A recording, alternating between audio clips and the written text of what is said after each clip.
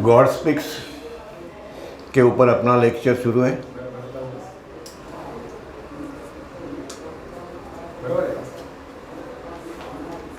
और दैवी चेतना की जो अवस्था है उसका सारांश हम लोग देख रहे हैं। एक दृष्टांत के रूप में बाबा ने यह समझाने की कोशिश की थी, उपमा के रूप में, कि आत्मा जो सोल जो है वो जब भी स्थूल जगत में है, उन्होंने ये समझाने की कोशिश की कि ये सन है, सूरज है। ये मतलब जो सूरज हम देखते हैं आकाश में वो सूरज नहीं है, ये वो सूरज है जिसके पास से प्राण शक्ति और ये मन जो है वो रेडिएट होता है। ये शक्ति और प्राण जो मन और जो प्राण शक्ति है वो वहाँ से प्रसारित होती है और वो पूरे ब्रह्मांड के अंदर में वो मैनिफेस्ट होती है, प्रकट होती है। उस हिसाब से वो समझाते हुए ये कहते हैं, लास्ट टाइम मैंने ये बताया था कि स्थूल जगत का जो आत्मा जो है वो अगर स्थूल जगत में है तो क्या घटित होता है।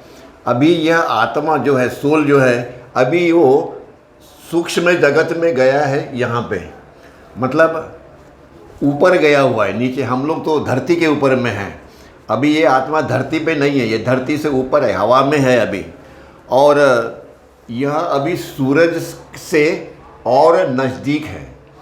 ये अगर सूरज है परमात्मा, तो अभी यह आत्मा जो यहाँ पे जो आत्मा जो है सूक्ष्म जगत में जो आत्मा है वो इस परमात्मा से थोड़ा नज़दीक है। इस सूरज से ये नज़दीक चला गया, सूरज के अभी और नज़दीक चला गया वो। और अभी वो कौन से भुवन में है? सूक्ष्म जगत के अंदर में है। अब इस सोल को अभी प्राण भुवन का भान है। मतलब ये जो आत्मा यहाँ पे है, मानवीय आत्मा, ह्यूमन सोल, मानवीय आत्मा को अभी सूक्ष्म जगत का अनुभव है। अभी उसको स्थूल जगत का अनुभव नहीं है और ना ही उसको डायरेक्टली कारण जगत का अनुभव है। अब यह आत्मा जो है सूक्ष्म जगत का जो यहाँ पे है, ये पोजीशन है उसकी, ये वाली, तो यह उसको सिर्फ प्राण शक्ति का अनुभव है, प्राण शक्ति का उसको ज्ञान है डायरेक्टली, पर उसको इनडायरेक्टली स्थूल जगत का और कारण जगत का वह उपयोग करता है। इनडायरेक्टली, डायरेक्टली नहीं।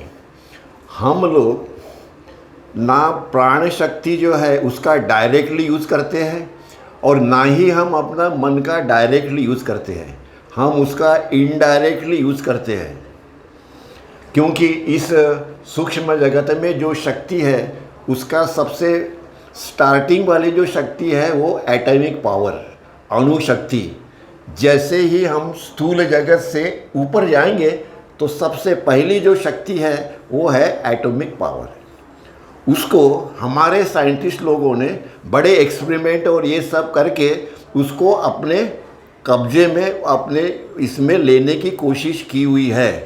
पर क्योंकि हम लोग इधर है, नीचे है, यहाँ पे नहीं है सभी, इसीलिए हमारा ये अणुशक्ति के ऊपर में हमारा अपना कंट्रोल नहीं है और इसीलिए एक्सीडेंट ये सब कुछ हो सकते हैं। पर यहाँ पे जो आत्मा है उसका उसके ऊपर में कंट्रोल है, वो उसको यूज़ करता है डायरेक्टली और अपने शरीर का वो इनडायरेक्टली यूज़ करता है और ये मन का वो इनडायरेक्टली यूज़ करता है, डायरेक्टली नहीं। इसीलिए हमारा किसी के ऊपर में भी कंट्रोल नहीं। हमारी अपने वासना, इच्छा, इमोशंस जितने भी है, जितने थॉट्स है, उसके ऊपर हमारा कोई कंट्रोल नहीं है और वो कंट्रोल लाना बहुत डिफ़िकल्ट है। इसीलिए हमको सद्गुरु चाहिए और इसीलिए यह शक्ति को संभालने में वो समर्थ है। और यह शक्ति कैसी है उसके पास में? वो किसी को जीवदान भी दे सकता है, मुर्दों को जिंदा कर सकता है और अनेक प्रकार के चमत्कार वो करता है, इनन्यूमरेबल जितने भी है वो सब कर सकता है। पर उसका भी उसको शक्ति उसकी हमेशा बढ़ती रहती है, पहली से दूसरी में, तीसरी में, ऐसे ऐसे करते करते वो शक्तियाँ जब भी चौथे प्लेन पे आती है तो उसके यहाँ हाथ में वो ट्रिमेंडस पावर आ जाती है, और वो इतनी पावर होती है कि वो एक प्रति सृष्टि भी निर्माण कर दे। करता नहीं, वो बात अलग है, सद्गुरु ऐसा होने नहीं देते, पर ऐसा हो सकता है अगर वो चाहे तो।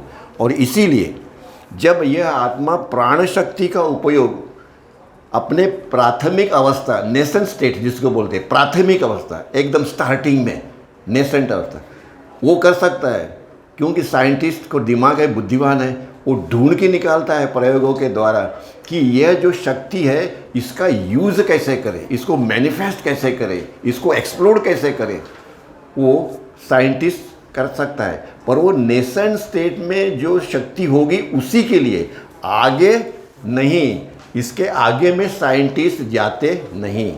बाबा कहते हैं कि ये पूरा जो क्षेत्र है सूक्ष्म जगत का, ये पूरा गैस से भरा हुआ है, जिसमें 276 गैसेस है, जिसमें यह पूरी सारी परमात्मा की जितनी भी शक्ति है वो सारी इसमें समाई हुई है।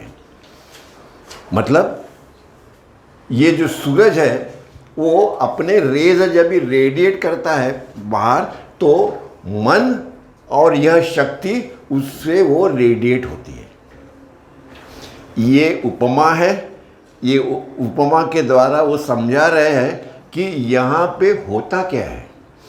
हमें आध्यात्मिक मार्ग के अंदर में हमें ये मालूम होना चाहिए कि हमारा जो जहाँ पे हमको जाना है आखिरी तक, वो मार्ग के अंदर में क्या क्या तकलीफ़ें हैं, हमें सद्गुरु की आवश्यकता क्यों है, हम अपने बलबूते के ऊपर में जाएंगे कि नहीं जाएंगे, या हम अपना जीवन व्यतीत करते समय कहीं वो बर्बाद तो नहीं हो रहा है कहीं पे, हमको इसका ज्ञान होना बहुत ज़रूरी है। और इसीलिए ये सारा का सारा जो हम लोग बता रहे थे उसका उद्देश्य यही है कि किसी भी हालत में कहीं पे भी जाके फंसो मत, और मालूम करो कि हम लोग कहाँ जा रहे हैं और किसके पास में जा रहे हैं, और उसे मन भुवन का भी उसको भान नहीं है। अभी यह मानवीय आत्मा, मतलब अपने जैसे मानवीय आत्मा, इसको डायरेक्टली इसका यूज़ कर रहा है, वो डायरेक्टली इसका, और इसका यूज़ वो इनडायरेक्टली कर रहा है, पर यूज़ कर रहा है। उसको शरीर है, वो खाना खाएगा, ये करेगा, होगा, सब कुछ करेगा, पर इनडायरेक्टली, डायरेक्टली नहीं। हम लोग इसका उपयोग डायरेक्टली करते हैं, वो लोग इनडायरेक्ट करते हैं। और इसीलिए आज मन के पहलुओं का प्रयोग करती है, जैसे विचार, इच्छा है, भावना में, डिज़ायर समथिंग, यहाँ से कारण शरीर से आगे में आत्मा के द्वारा यह प्रचंड प्राण शक्ति को संभालने में अभी वो समर्थ है। चौथी भूमिका में जब वो आते हैं तो यह प्रचंड प्राण शक्ति जो है उसको संभालने में वो सक्षम है।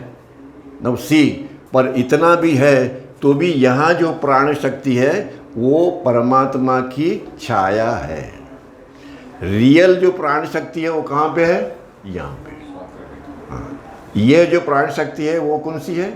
It's nothing but the shadow of the God. पर वो है, प्राण शक्ति वो है। और इसीलिए पर यह मानवीय आत्मा अभी मन के फंदे में वो फंस गया, क्योंकि मन में अगर एक आधा विचार आ गया तो वो अपने को इतना परेशान करता है कि जब तक वो जो एक्शंस है, तो जो थॉट है, जो थिंकिंग के द्वारा निर्माण हुआ जो थॉट है, वो अगर उसको एग्जीक्यूट नहीं किया, उसको समाप्त नहीं किया, तब तक वो तुमको तकलीफ़ देते रहता है। हाँ, कि वो बोलता है अभी क्या उसको एग्जीक्यूट करो उसको, फिर वो मर्डर का हो या किसी को गाली देने का हो या किसी और कुछ भी हो, अच्छा हो या बुरा हो, वो थॉट के ऊपर में अपना कंट्रोल नहीं है। क्यों? कि वो मन का प्रोडक्ट है, अपना प्रोडक्ट नहीं है। और इसीलिए यह जो मानवीय आत्मा जो है, जो चौथे प्लेन पे है, उसके पास पूरी शक्ति है, बिल्कुल फुल, और उसके पास मन भी है, और वो मन उसको कहता है कि नाउ यूज़ इट। वो अच्छा के लिए करो, बुरा के लिए हो, या कुछ भी करो, पर इसको यूज़ करो। देखो कितनी बड़ी दुविधा में वो आदमी है कि करे तो क्या करे। अभी और इसीलिए वो अत्यंत भावुक हो जाता है, अत्यंत भावुक हो जाता है कि व्हाट टू डू। अगर उससे हाथ से गलती हो गई तो बेचारा वो चला गया पत्थर योनि में। अगर उसने कुछ भी नहीं किया तो आगे जाएगा, अच्छा काम करेगा, फिर भी उसको गर्व आ गया कि मैंने ये किया, मैंने ये किया, तो भी उसकी प्रगति रुक जाती है। और ऐसे टाइम में सद्गुरु उनको सेव करते रहते हैं और इसीलिए वो निचले स्तर में जाते हैं। वो डिटेल मैंने लास्ट टाइम हमको बताया था, अभी आगे हम जाते हैं उसको नहीं करेंगे अभी। और इसीलिए चौथी स्थिति पर यह मानवीय आत्मा मन भुवन के प्रवेश द्वार पे अभी वो खड़ा है। यह अभी बॉर्डर पे यहाँ पे है, चौथी में यहाँ पे वो इसके बॉर्डर पे है, इसका बॉर्डर और इसका बॉर्डर। सूक्ष्म जगत और कारण जगत के बॉर्डर पे अभी वो खड़ा हुआ है और मन भुवन के चौखट पे अभी वो खड़ा है। और उससे प्राण भुवन की जो प्राण शक्ति है उसका उसको पूरा अनुभव है, उसके कंट्रोल में, वो पूरी शक्ति उससे कंट्रोल में है। और वह मन भुवन के अत्यंत निकट होने के कारण उसे उसकी जो डिज़ायर्स जो है, इच्छाएं जो है, मन की जो अनेक पहलू है, मन के अनेक पहलू है, थॉट्स है, डिज़ायर्स है, इमोशंस है, इसको वह ग्रहणशील करने में वो अभी लगा हुआ है कि कैसे भी करके अभी इस मन को अपने काबू में करो। इस मन के जो अनेक पहलू है उनको अपने काबू में करो। डिज़ायर्स, इमोशंस जितने भी है उनको मन में करो और इस अनंत चेतना का अभी वह प्रयोग करना चाहता है। उसको लालसा पैदा हो गई अभी कि इतनी शक्ति मेरे पास में आ गई है तो इसको यूज़ कहाँ करे, यूज़ करे उसको। और उसे पर उसको मन का भान नहीं है, उसके ऊपर, मन के ऊपर कंट्रोल नहीं है। इसीलिए सारे सद्गुरु जो है वो क्या कहते हैं, मन को कंट्रोल करो, अपनी इच्छाओं, भावनाओं, इमोशन जो है उसको कंट्रोल करो, डिसेंड करो। पर वो हम नहीं कर सकते, इसलिए वो क्या कहते हैं, मेरा नाम स्मरण करो। इस मन को यहाँ से उठाओ, डाइवर्ट करो और उसको परमात्मा के ऊपर में कॉन्सेंट्रेट करो। ऐसा अगर हम करेंगे तो ये मन के अंदर में जो हमारे संस्कार है, अच्छे और बुरे दोनों भी संस्कार धीरे धीरे नष्ट हो जाते हैं। इसीलिए सद्गुरु कभी भी अपने शिष्यों को, प्रेमी जनों को इन रास्ते से डायरेक्टली नहीं लेके जाते। बाकी के लोग जो तपश्चर्या करते हैं, कर्मयोग, ज्ञान योग, इसके द्वारा जिनको मास्टर नहीं है, वो सारे के सारे लोग इन मार्ग से जाते हैं। बुरा नहीं, अच्छा है, पर यह मार्ग अत्यंत कठिन है। अगर हमको ये पता चल गया, मालूम पड़ गया, तो हम वहाँ नहीं जाएंगे। हम क्या करेंगे, हम सद्गुरु की खोज में लगेंगे। क्यों? कि हमको मालूम पड़ गया कि सद्गुरु ही फाइनल है, उसको पकड़ो। इसीलिए कहा जाता है सद्गुरु वासोनी सापड़े ना सोय, ये उसका मीनिंग। ये क्यों कहा उन्होंने, इसका एक्सप्लेनेशन आज हम लोग ये देख रहे हैं कि दिस इज़ द रीज़न। और जो इंटेलेक्चुअल क्लास है उनको अगर ये समझ में आ गया तो कोई भी इंटेलेक्चुअल आदमी जो परमात्मा की खोज कर रहा है वो इस मार्ग में कभी नहीं जाएगा, नेवर। क्यों? कि उसको मालूम पड़ गया कि ये रास्ता डेंजरस है और इसमें अनंत कष्ट जो है, हम लोग आनंदी नहीं रहेंगे, उसमें प्रेम नहीं है, क्योंकि ये रास्ते में ना कोई प्रेम है ना कोई आनंद है। क्यों बाबा कहते हैं कि इसको पढ़ो? इसका रीज़न ये है। क्यों? नहीं तो हमारे मन में अनेक प्रश्न जो है उठते हैं और हमको रियल आंसर तो कोई बताता नहीं है, क्योंकि बहुत ही फ्यू लोग हैं जिनको ये आंसर मालूम है और वो है गॉड रियलाइज सोल। वो नहीं मिले तो हम क्या करेंगे फिर? तो अपने को ये, इसीलिए हम लोग ये डिटेल जो पढ़ रहे हैं इसका कारण यही है। इसीलिए यह जो मन के जो पहलू है वो इतने पावरफुल है, अत्यंत प्रबल है और बहुत ही प्रलोभनकारी है। और वो क्या बोलते हैं, नाउ यूज़ मी।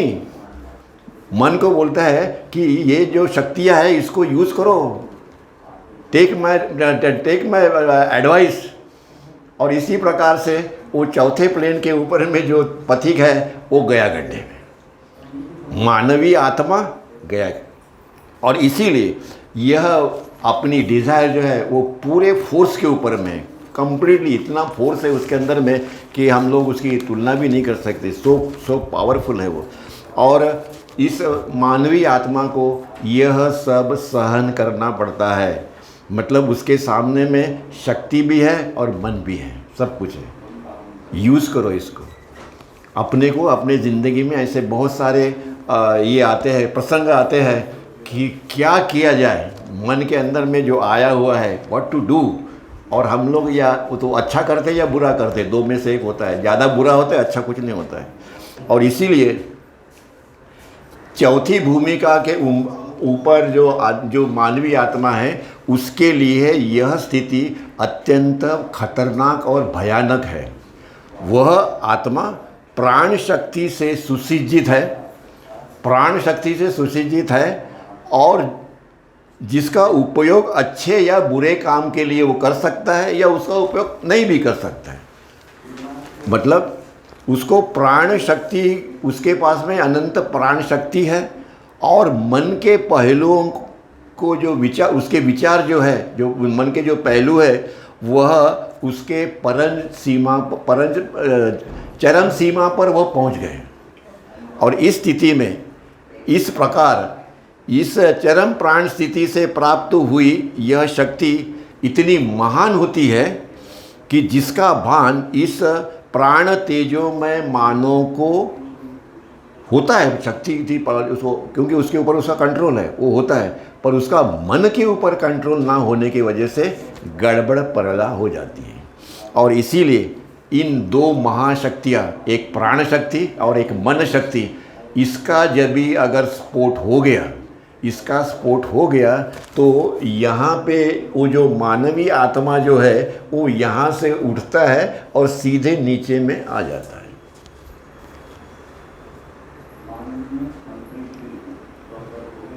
बाबा ये कहते हैं कि ऐसी अगर घटना हो गई मान लो, तो ये सद्गुरु का फॉल्ट नहीं है।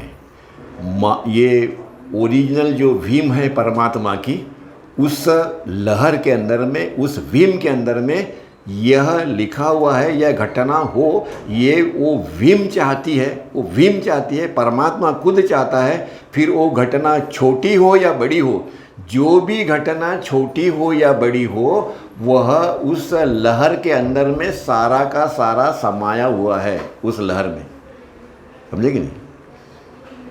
और पर उसके बावजूद भी परमात्मा अवतार को यह पूरा अधिकार है उस लहर को भी मॉडिफाई करो, छोटे मोटे जो ये करने के लिए। और इसीलिए ये पूर्ण अव्यवस्था पैदा हो जाएगी अगर वो बुरा यूज़ करेगा तो। और यह चेतना जो है, जो कॉन्शियसनेस जो है, वह छिन्न भिन्न हो जाएंगी, और उसके बाद में वह चेतना जो है वह इतनी नीचे गिरते जाएंगी, धीरे धीरे धीरे, एक साथ नहीं आता है, धीरे धीरे धीरे धीरे, कि वह चेतना स्टोन फॉर्म में जैसी चेतना होती है, एक निग्लिजिबल होती है, नहीं होती ऐसे नहीं है, बट इससे निग्लिजिबल, उस स्टेज में यह आदमी उस स्टेज तक पहुंच जाएगा। नेक्स्ट बाबा ने उदाहरण दिया है साइंटिस्ट का। किसी साइंटिस्ट ने जब भी वो एटम बॉम्ब बनाया, उस वक्त में वह साइंटिस्ट ने जब भी उसको एक्सप्लोड किया एटम बॉम्ब को, तभी जो शक्ति निकली, अनंत शक्ति, प्राण शक्ति, जो एटॉमिक एनर्जी अपन इसको बोलते हैं, उस वक्त में वो आदमी अपनी चेतना खो बैठा। उसे ये नहीं मालूम कि मैं कौन हूँ, उसको ये भी नहीं मालूम कि अपना ये लड़का बच्चा है, ये भी है, ये भी नहीं मालूम, उसको कुछ नहीं मालूम। वो कंप्लीटली ब्लैंक हो गया जब उसने वो सब देखा तभी। क्यों? कि वह शक्ति, उस पावर जो है वो कंट्रोल नहीं कर सका। ना पावर पे वो उसका कंट्रोल है, ना मन के ऊपर उसका कंट्रोल है। और वह आदमी जो है वो कौन सी स्टेट में आया? स्टोन फॉर्म में नहीं आया, इज नॉट स्टोन फॉर्म बोलते। वो जो साइंटिस्ट है वो ऐसे स्टेट में चला गया कि उसको वहाँ पे चेतना ऑलमोस्ट जीरो हो गई, और उसको फिर से मानव रूप में ही उसको फिर से धीरे धीरे धीरे उसको यह चेतना प्राप्त करना पड़ा कि मैं मानव हूँ, मैं साइंटिस्ट हूँ। ऐसा यह उन्होंने एक दृष्टांत की वजह से उस उपमा दिया है, दृष्टांत दिया है, उससे वो समझा के बताया कि जो उन्होंने ये कहा है कि चौथे प्लेन पे क्या होता है, तो आने वाली मानव जाति ये पूछेंगे इसका प्रूफ क्या है। क्योंकि कोई भी आने वाले जो लोग हैं वो ऐसे छोड़ने वाले नहीं है जो मेरे बाबा ने बता दिया और लोगों ने एक्सेप्ट कर लिया। सारा का सारा उसके अंदर में उन्होंने डिटेल वर्णन किया हुआ है हर चीज़ का, कि जो लोग पूछेंगे उसका जवाब वहाँ पे दिया हुआ है उन्होंने। अब जो आएंगे वो ये करेंगे आगे में। और इस प्रकार से पुनः विकास की प्रक्रिया पर जाती है। इसीलिए इसी प्रकार से साइंटिस्ट का उदाहरण ये ख़त्म हो गया अभी यहाँ पे। जैसे ही उसको उस सीधा जो मानवी ये जो था मानवी चेतना वाला जो सोल जो था, जिसको मानव की चेतना है, उसका क्या हाल हो गया। वो बढ़ते तो गया आगे आगे, पर वो पीछे आके फिर ये पत्थर योनि में जैसे निग्लिजिबल हो जाती है चेतना, वैसी उसकी चेतना निग्लिजिबल हो गई। क्यों? कि उसके पास दोनों शक्तियाँ इतनी थी, प्राण शक्ति और मन के अनेक पहलू जो है, उनकी थिंकिंग है, थॉट्स है, इमोशंस है, इसके दोनों के वजह से जो क्लैश हो गया तो वो अपनी चेतना खो बैठा और तुरंत as good as a normal man जो है, जैसे पत्थर जैसा है। कोई एक आधा आदमी देखो अभी अगर वो उसका माइंड जो है वो ब्रेन अगर काम नहीं करता है तो कैसे होता है, वो किसी को पहचानता नहीं, कुछ नहीं, उसको ये भी मालूम नहीं कि मैं कौन हूँ, स्त्री हो या पुरुष हूँ, तो कुछ नहीं मालूम, पर वो सबको देखते रहता है हाँ। पर उसको ये भान नहीं है कि मैं कौन हूँ, क्या हूँ।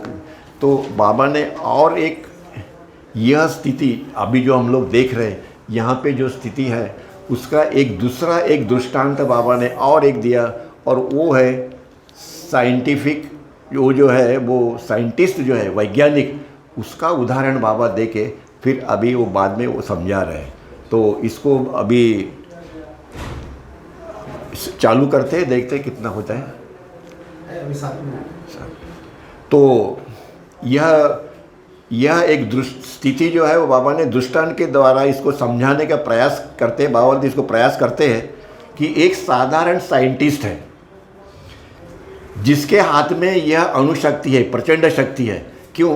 कि यह शक्ति उसने अपने लेबोरेटरी के अंदर में अनेक खोज करके, अनेक तहकीकात करके उसने उस शक्ति के ऊपर में प्रभुत्व मिलाने की कोशिश उसने की है, bye way of experience and all this thing experiments. और वह अपनी शक्ति, यह जो शक्ति उसने प्राप्त की है, उसका प्रदर्शन करने की उसको तीव्र इच्छा होती है, और नेचुरली होगी, तो ढूंढ के काय को निकाला फिर, तो उसको ये लालसा तो होगी ना, अभी इसका शक्ति का उपयोग करें ताकि अपना नाम होगा, अपने को नोबेल प्राइज़ मिलेगा, लोग अपनी वाह करेंगे, अपना नाम होगा, प्रसिद्धि होगी, the first scientist this and that.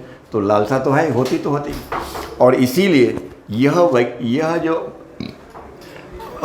यह वैज्ञानिक जो है विज्ञान के क्षेत्र में अनेक जांच पड़ताल के बाद में, तहकीकात के द्वारा या अनेक अनुसंधानों के द्वारा, यह विशेष परीक्षणों के माध्यम से यह भीषण प्राप्त शक्ति को मुक्त करने की संभावना का अनुभव पूर्णतया करता है। यह जो शक्ति जो है, इसको वो चाहता है कि किसी भी प्रकार से इसको, इस शक्ति का अनुभव किया जाए by way of some explosion and all this thing. कि अभी बात देखिए, यह कल्पना करते हैं, दिस इज ऑल इमेजिनेशन है, कल्पना। ऐसा अगर होगा तो क्या होगा, हम कल्पना करते हैं कि उस वैज्ञानिक को क्रमशः प्रचंड शक्ति की पूर्णतया चेतना प्राप्त हो गई है, क्योंकि उसने तो खोज के निकाला, अभी वो इंटेलिजेंट था, उसने खोज निकाला। पर वो वो जो अणुशक्ति जो है, वो ये जो पूरा जो शक्ति है इसके अंदर में, वो जो एनर्जी है, उस एनर्जी का वो नेसेंट है, मतलब स्टार्टिंग है, वो पूरी शक्ति नहीं है। स्टार्टिंग में जो एनर्जी है वहाँ पे 276 प्रकार की एनर्जीज है इसके अंदर में।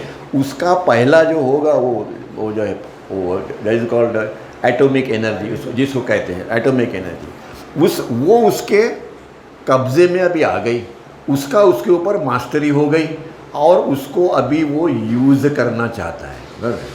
क्योंकि पूरी की पूरी तो आता नहीं, क्योंकि सूक्ष्म जगत है, उसको पाने के लिए जो योगी महात्मा महापुरुष जो है उन लोगों को वो कंट्रोल होती है, क्योंकि उसको कंट्रोल करने के लिए सूक्ष्म शरीर का उपयोग करना पड़ता है, जो कि साइंटिस्ट जो है उनको वो नहीं है। साइंटिस्ट भी होंगे तो भी उनको इसका ज्ञान नहीं है उसको, और इसीलिए यह शक्ति उसके पहुंच के अभी भीतर आ गई और उसके नियंत्रण में भी आ गई।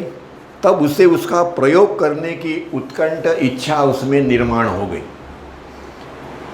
आगे में स्थूल चेतन, अभी यह साइंटिस्ट है, वह स्थूल चेतन वाला साइंटिस्ट है, जैसे हम सब लोग हैं वैसे। और उसने जो शक्ति जो खोज के निकाली, वह शक्ति एलिमेंट्री है, नेसेंट है, शुरुआत की है बहुत ही। और उस प्राण शक्ति का उसको आगे आगे वो बढ़ती जाती है, ये बात सही है, पर उसका उसे भान नहीं होता है। आगे आगे जैसे जैसे वो आगे जाएगा कोई पथिक, तो उसको वो शक्ति और मिलेगी, पर उसको भान नहीं है, उसको भान नहीं है। और स्थूल जगत का, क्योंकि यह शक्ति स्थूल जगत की है, सूक्ष्म जगत की है, स्थूल जगत की। यह शक्ति सूक्ष्म जगत की है, जिसका नियंत्रण सिर्फ जो सूक्ष्म शरीर वाला जो मानव होगा, पथिक होगा, वही उसको कंट्रोल कर पाएगा। साइंटिस्ट ने अपने बुद्धि के द्वारा इसको कंट्रोल करने की कोशिश की, पर ये पूरी नहीं है, फुल नहीं है, उसमें उसको प्रॉब्लम आएंगे ही आएंगे। इसलिए उसको जो एटॉमिक पावर है उसको कंट्रोल करना बहुत डिफ़िकल्ट है। और इसीलिए इस शक्ति का परीक्षण और अनुभव कोई स्थूल चेतनामय मानव को नहीं है। भला ही वो साइंटिस्ट हो, पर उसको उसका ज्ञान, पूरा ज्ञान नहीं है। थोड़ा सा ज्ञान होगा नो डाउट, पर पूरा ज्ञान नहीं है। और इसीलिए यह धरती का वैज्ञानिक अणुशक्ति के उच्चतम संभव स्थूल रूपों का उसको भान है, अणुशक्ति का भान है उसको, पर आगे की जो शक्ति है, इसके आगे की जो शक्ति है, उसका उसे भान नहीं है। वो सिर्फ भान किसी को रहता है, मैंने बताया कि वो सिर्फ जो सूक्ष्म शरीर के द्वारा जो इस सूक्ष्म जगत का अनुभव करता है, उसको वह ज्ञान है और वही वो कंट्रोल कर सकता है। पर इस साइंटिस्ट को एटॉमिक जो पावर है उसका ज्ञान है। इस वैज्ञानिक को इस शक्ति का प्रयोग करने की उत्कट इच्छा उसे होती है। यह इच्छा तो होती है, पर यह इच्छा जो है साइंटिस्ट की, वह मन भुवन जो है, उसके मन का अनेक पहलुओं से एक पहलू है, और वो है डिज़ायर्स, इच्छा। इस साइंटिस्ट को वो हो गई, पर ये इच्छा उसके कंट्रोल में नहीं है, मन कंट्रोल में नहीं है। और यह वो बताया उन्होंने, पूरा कारकिर्द अनिश्चित है। साइंटिस्ट है, उसकी पूरी कारकिर्द कोई निश्चित नहीं है, अनिश्चित है, और यह जोखिम भरा काम है उसके लिए। क्यों? कि उसे ये समझ में नहीं आता है साइंटिस्ट को कि मैंने ये सब खोज के तो निकाला, सब कुछ है, थोड़ी मास्टरी भी हो गई, पर इसका उपयोग अभी मैं ऐसे शस्त्र बनाऊं कि मैं सारा विश्व नष्ट कर सकूं, या मैंने ये जो कुछ बनाया है, जो ढूंढा है, किया है, उसको मैं अच्छे कार्य के लिए करूं या इसका कुछ भी नहीं करूं। तीनों ऑप्शन उसके सामने में हैं। और यह मानवीय आत्मा अपनी इच्छाएं, जैसे नाम, ख्याति, शक्ति प्राप्त के लिए उसके ऊपर वो हावी हो जाती है, साइंटिस्ट के ऊपर। अरे तुम इसको यूज़ करो, तुम्हारा कितना बड़ा नाम होगा, पूरे वर्ल्ड में जो तुम्हारा नाम होगा, ये वो, तो उसको तो आएगा ही नहीं वो। यह वैज्ञानिक इस अहंकारी इच्छा के सामने में झुक जाता है और शक्ति का दुरुपयोग अपने स्वार्थपूर्ण उद्देश्यों के पूर्ति के हेतु करने में वो प्रवृत्त होता है। वह अपने हाथ में प्राप्त यह अनंत घातक अस्त्र का विस्फोट करने में चेतनामय अग्रसर होता है।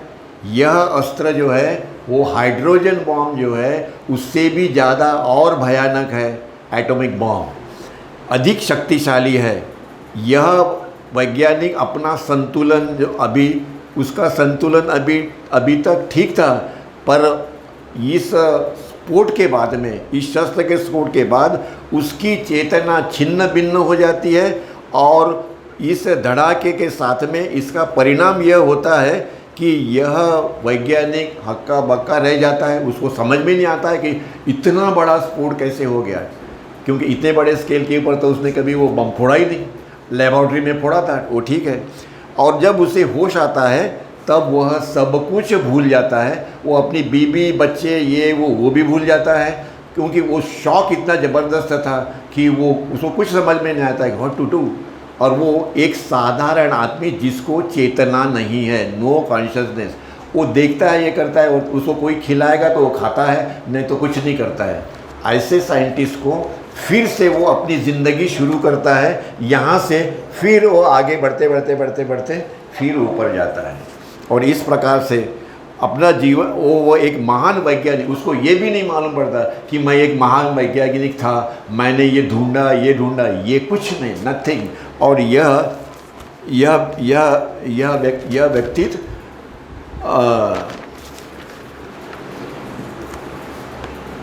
उसको ये भूल जाता है कि उसके अधिकार में इतनी शक्ति थी और प्रचंड शक्ति का वह भागीदार था, वो उसके हाथ में थी ये प्रचंड शक्ति, वो भी ये भूल जाता है, सब कुछ भूल जाता है। इस प्रकार से आज अभी हम यहीं रुकते हैं, तो अगले टाइम उसको ये करेंगे।